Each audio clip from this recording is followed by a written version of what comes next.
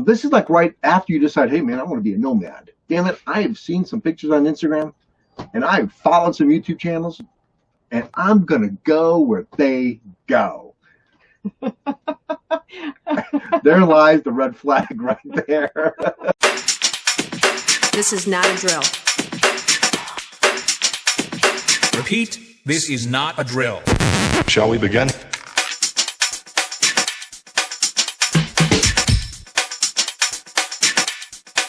Let's begin. Shall we begin? Welcome to This Nomadic Idea Show. Happy Easter. 8 o'clock Sunday nights, we always come to you on our YouTube channel, This Nomadic Idea, and we do kind of a show podcast to talk about everything Nomad, everything RV. So welcome. Hope you guys had a great Easter. It turned from like winter to spring to summer in 3 days out here in Arizona. So it's been a great day. We baked a little bit and we're glad to have you here today. Welcome to This Nomadic Idea Show, where we discuss the uncensored truth about living full-time life on the road. On today's show, we are discussing the variables between purchasing new versus used. Is one better than the other? Is one more costly than the other? Either way, you need to understand your lifestyle before purchasing. Are you a McGuyver or a McSpender? Yeah, that's a great question for sure, because we know 100% after renovating a Airstream Argosy in 1976, Airstream Argosy, that we have learned how to be a McGuyver. And a McSpender. And a McSpender at the same time. A little bit of both. So what we want to do on this show is we want to kind of focus on, you know, the lifestyle, where we have seen the RV industry go, specifically in the last probably 3 years, with our experience and what we saw at the RV show, specifically this year in Courtside. But we really want to talk about the lifestyle of your decision when purchasing an RV or even a van or even possibly a schoolie. We want to talk about what you need to know and what you need to look for, because there are some big decisions that you're going to have to make early on. This is like right after you decide, hey man, I want to be a nomad. Damn it, I have seen some pictures on Instagram and I've followed some YouTube channels and I'm going to go where they go. There lies the red flag right there. That's a huge red flag after you said that. But after you've said that, you've got some decisions to make, and that's what we want to talk about on our show. And by the way, we are uncensored show, right? So it's warm today. We have all the windows open. You're probably going to hear some sounds, but you know what? That's the RV life. Sometimes it is such a beautiful night and you get such a cool breeze that who wants to be inside with all the windows shut? So, and plus we have neighbors listening to the show probably. Probably. I mean, the whole idea of purchasing a trip, at least for us, was to be outdoors more. So it's nice to have all the windows and the door wide open, because that's kind of why we got into this lifestyle. It's all about lifestyle choices. Yeah, it really is. Before you actually put the money on the rig. Yeah, and I think what we had noticed, and this is a huge decision for people that are choosing this type of lifestyle or the nomadic lifestyle or the travel nomad, whatever you want to call it, right? It said you got to figure out what you want. Now, we have found that you can spend anywhere from $175,000 to $300,000 to about $150. So it really depends on what your lifestyle. And we've noticed during our travels is that there's almost kind of a disconnect with with people that we've met that seem to have this hard time understanding that because you buy a new RV, that it's going to work exactly like your sticks and bricks, and that you're going to have this everything's going to work all the time. Because it's new. Because it's new. I bought it new. Damn it! I just spent $175,000-$200,000 on this, Grand Design fifth wheel. Nothing against Grand Design. Sorry, don't mean to start a panic out there, but some of these, fifth wheels now, these Grand Designs. I mean, I swear to God, they have a bowling alley upstairs, right? So it gives this impression that everything is going to work all the time, every day, and that's just not the reality of full-time RV living. So I think before you even start the conversation with yourself on if you're going to buy new, used, dig into a renovation, whatever it is you're going to do, you have to have a very, very honest conversation with yourself and determine if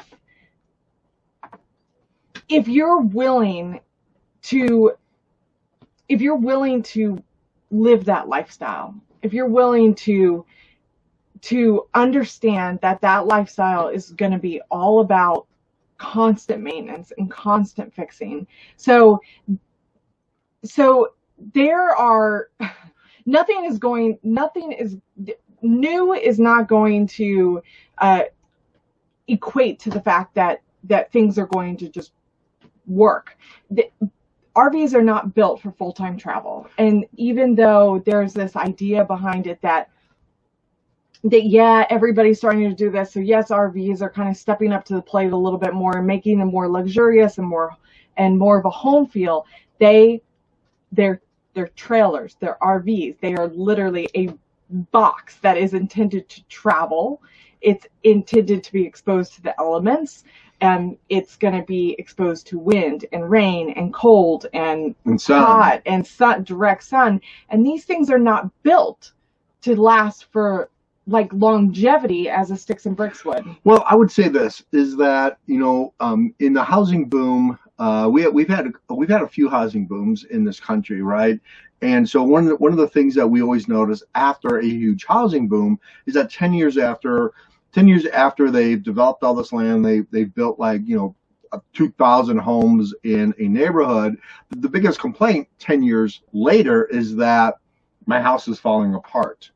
The siding is falling apart. The siding is warped. I'm getting leaks. I need a new roof. The deck is warped. Well, that's a house. That's just sticks and bricks. In the RV industry, what we've noticed is that it's not going to be 10 years. It could be 12 months. It could be a year and a half. I mean, there are nothing against Airstream. We have one, so please don't panic. But even the newer Airstreams coming off the assembly line when they're being bought and there's a waiting list, is that their first night in the rain, there's a leak. So I mean, and this is $150,000 investment that you are making. So I would venture to say that when you're looking, I think the first tip that we would give you is that when you are looking for an RV, and you're looking at a new RV, you have to come with this realization: you are towing an earthquake. So okay? True. You are towing an earthquake. So imagine your sticks and bricks that you could move from neighborhood to neighborhood to neighborhood, and then expect, oh my God, look, some of the bricks have fallen off, or look, my window is broken, or what have you, right? You wouldn't even fathom the idea of towing your house. In fact, I know we've all seen a show or a TV program where they put the house on a truck and they tow it down the street. It's like an old Victorian house, and the historical society is trying to save the house, so they put it on the truck and move it. Well, the truck isn't going any faster than 2 miles per hour because they're moving a house. But yet in the RV world, we're like, yeah, 60, 65 miles per hour. I'm towing my home. I'm really good. I'm good with it. Well, you also have to factor in that RVs have a load capacity to them, right? So these materials that they're building these from, while yes, they are somewhat durable, they're not sticks and bricks durable, but they're going to be lighter weight materials, and that makes them more susceptible to fragility and breaking. And they're using plastics and just like thinner materials that are naturally over time and with an immense amount of movement going to be susceptible to damage. Well, and that's so true, because they've got a price point on everything. So we looked at recently when we were at the RV show in Courtside, we were looking at our pod. Please don't panic, our pod. But how many names can we name? Well, this is an uncensored show. So if you guys if they have a problem with it, they can write me a bad email, or a nasty email. We looked at our pod because our friend was looking at them, and when I went underneath it, I was able to go underneath it, and the furniture was made almost like furniture that you would buy at a cheap furniture place. The furniture, the wood was stapled together, and so there weren't any kind of good joints in the wood. And so it looked like, the first thing I thought of was like, this has got about a year worth of wear and tear on it. Especially, and then here's the thing too, is that, people, and what we have found out anyway, that they want to buy the RV, and the first thing they want to do is they want to go into, remote areas. And which is great. That's awesome. And so they get an R-Pod, or they get a camper trailer, or even a fifth wheel, and they want to go boondocking. So they invest, $1 billion in solar, because they have to have the battleboard batteries. And so they don't even know if they like the RV lifestyle, but they'll drop $1,000 on a battery. And so they put all the solar in, and they'll go down their first forest road, and they'll be like, what the heck is this? It's a forest road.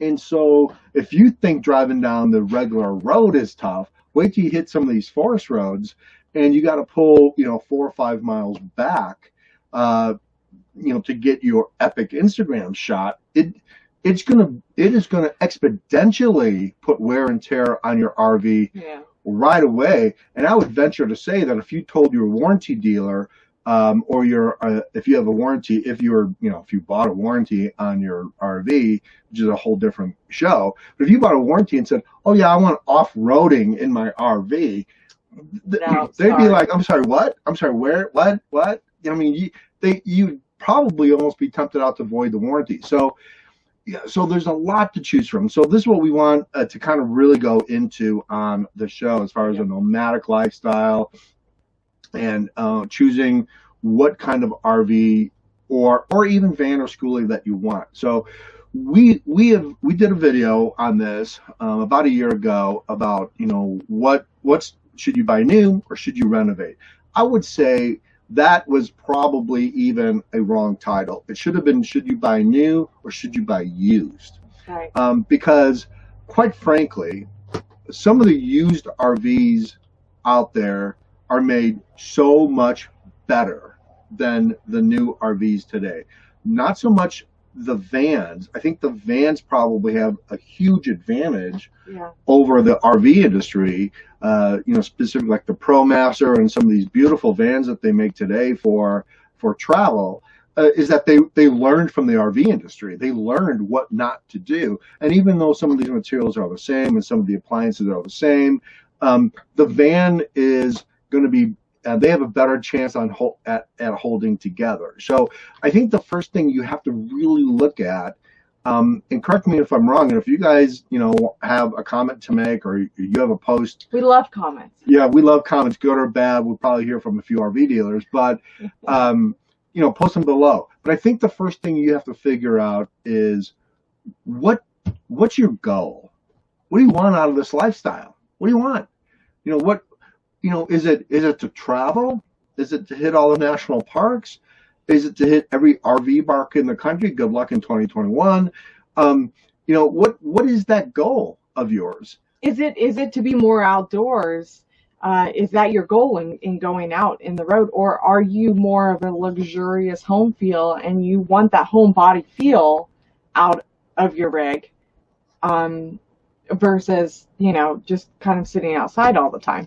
Yeah, and those are really important things to understand. They're huge, and they're hugely important, because everything that you're going to go through as a traveling nomad, especially in an RV, is going to be completely different than what you thought it would be, because quite frankly, you're going to have to have some deep pockets to park at an RV park every night, 365 days a year.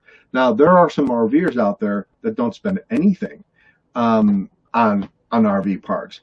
That's great. I would challenge them to do a maintenance video on exactly how much money a year that they are putting in to fixing their RV, and that's including new tires, new brakes, possibly new springs.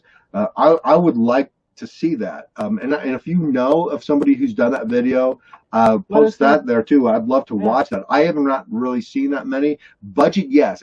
Budget videos all over the place, right? Right. But as far as repair on a newer RV that they bought in the last, 3 to 5 years, and that's all they do is boondock. I'd love to see that, because I think the thing is that new RVs, and we all know this, is that they're just not built the same as some of the older RVs that are still around, even 10 years ago. So then we really kind of want to get into that on the show too, because I think there's a strategy, a financial strategy in buying a used RV. Yeah. And we have really ran across a lot of people that have bought new RVs that are literally pretty pissed off. So because of the money that they've already had to put back into their new RV because their warranty didn't cover it. Money and time, particularly in this last year in 2020, it's really been about the time frame as well. So, when you're talking about a newer, so there's a lot of rumors out there. A lot of them are steeped out of direct truth, in that, the industry boomed, obviously, with COVID, and the pandemic. And so the industry definitely did boom. And that hit around like mid-April.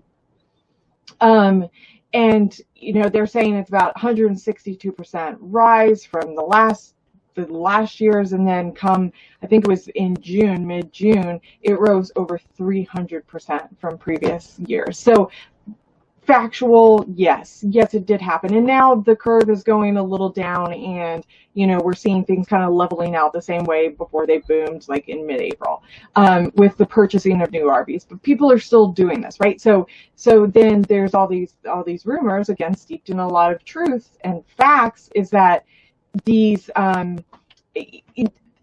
manufacturers cannot pump out enough products to be able to meet the market industry needs with the boom, right? And there's a little bit of a supply chain problem right now. Exactly. So you're going to wait a minute for a new RV. That's the component. And a lot of times they're selling these things and they're not even built yet. So they're selling them pre-built, blah, blah, blah. And so there's this whole idea behind that says, they're just shuffling them through, and they're just they're trying to meet the demand as quick, and so quality control is out. Now, yes, I'm sure that initial panic probably did happen to some extent. Now, RVs in general are not manufactured the same as cars, so they're not on an assembly line. They're on an assembly line, but they're not done all by mechanics, like mechanical devices, whereas RVs are a lot more like hand built in some sense. And so there is a lot of points where they do go through quality control, and some manufacturers are probably a lot better than other manufacturers about this. But overall, the consensus has been, don't buy new right now. Don't buy anything coming out of this last year, because the quality control, they're just shifting through it. Well, here's the other piece of that reality is that they do have that supply demand issue. They're not being able, so everybody, one RV, whatever manufacturer it's built from, whatever company it is, they have to then resource products from other areas. So it's not just all within house. They are trying to find different components to fulfill the total build of the RV, and that is a huge problem for them too. So there's a lot of things that are just shifting and changing, and then you have all these different going off on this tangent, but I've read these incredible articles that really like stirred this conversation in us, and so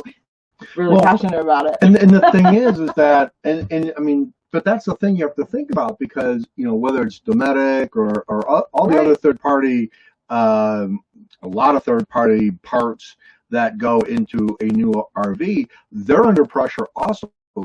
So if there's a back supply in just a skeleton RV, think of the back pressure in the back order that is with all the third party parts that go into it. And so they're quickly making those things out too. And so do they have quality control? So like your RV may have quality control, right? Kind of ish. Yeah. But does Nomadic, does all the Sunbeam, does all the other parts that you're buying, do they have quality control? I mean, when you buy an RV from an RV dealer, he's like, here's the package, there's the total package, nice little ribbon on it, and you're like, oh my God, that's great, and please buy this warranty that's 18 pages thick or long, and you're signing all these warranties. Like, well, what does the warranty cover?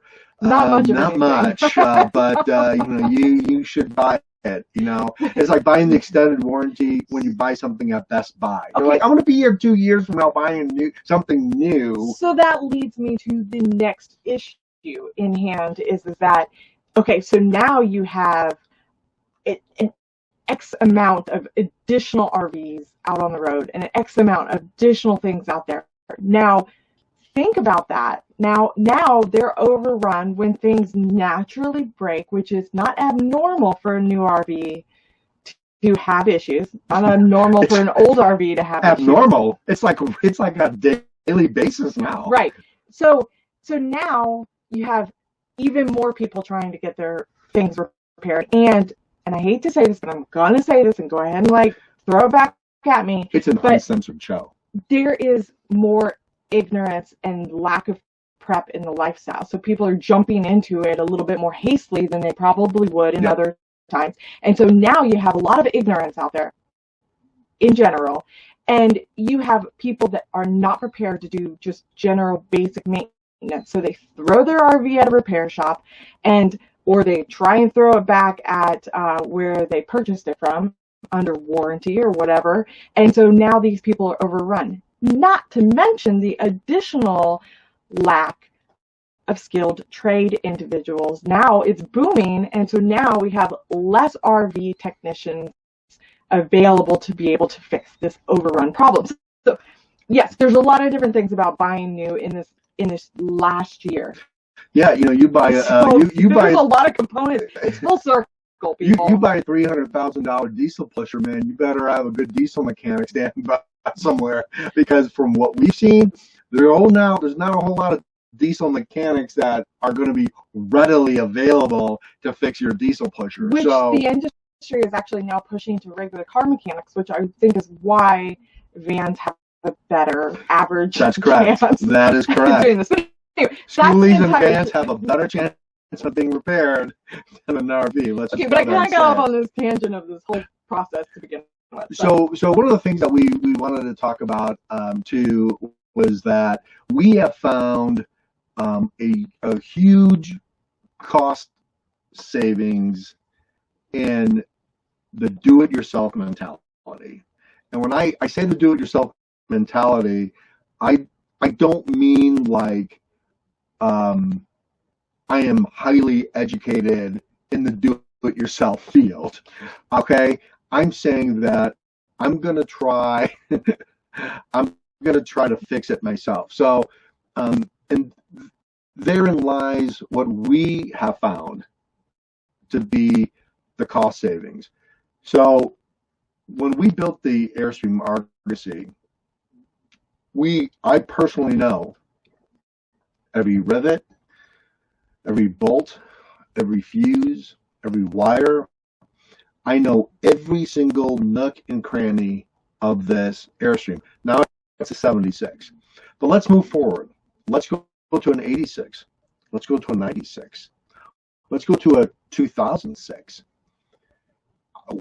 what we would suggest, if you're thinking about buying an RV, whether it's a camper trailer, whether it's a fifth wheel, I would go back. I'd go back a few years, and there's a couple things to look for, absolutely, and you should always bring somebody else with you that knows a little bit more about the RV industry. So especially an RV inspector, absolutely bring them. In those cases where you're going to buy something and you're not going to gut it, you're not going to flesh it out, right, you're not going to completely redo the RV, right? So in our case, we gutted the whole thing. We had a shell of a shell. So, we had a frame, had 4 wheels on it, and there was like a skeletal frame with aluminum banana wraps on it. That was basically our camper trailer. Those were off too, though. Those were off too. So, but in areas that you think that, look, I think I can do some stuff with this. Is it going to take time? Yeah, gives you more time to save a little money too. But we would probably look at, we would never buy a new RV right now, and never. And we've thought about, or even 5 years ago, I'm not sure that I would buy new. I would no, not at all. And we've thought about, we've toyed with the idea of selling the Airstream, and we've had a lot of people say, man, you should sell it, especially now because it's a buyer's market or it's a seller's market.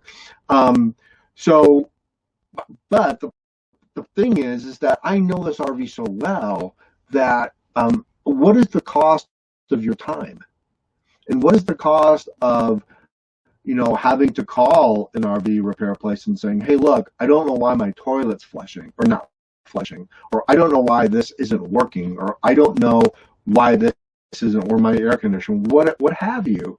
When our original air conditioner broke, and I had done a video on that, but our air conditioning guy, who was a reseller for Nomadic, he let me get up on the roof and yank the old one out. Do you know how much I learned from that? Do you know how much I learned about how the air conditioners are attached to the roof? What the drip pan is like, all that kind of stuff. I learned how to do that. So I think there is a cost savings, a huge cost savings to do it yourself. Whether it's a schoolie, and oh my God, the schoolie guys. I mean, you walk up to the schoolie, they're the same thing. They know every nick, cranny, bolt.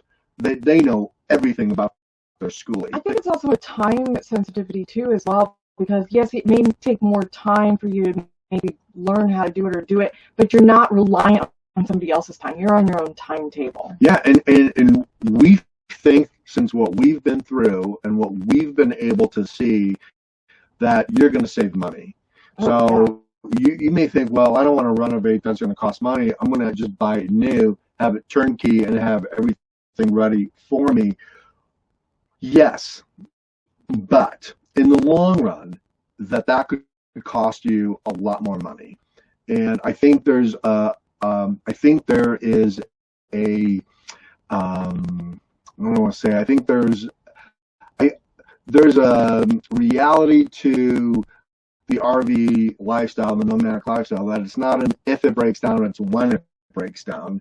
And the when, I can tell you, is never going to be convenient.